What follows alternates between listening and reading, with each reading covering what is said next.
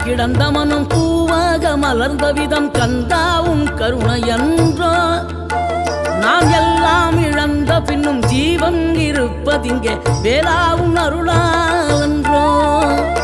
கோடி பணம் இருந்தாலும் மேலும் அதை தேடுகின்ற மானிடர்கள் கூட்டம் நடுவே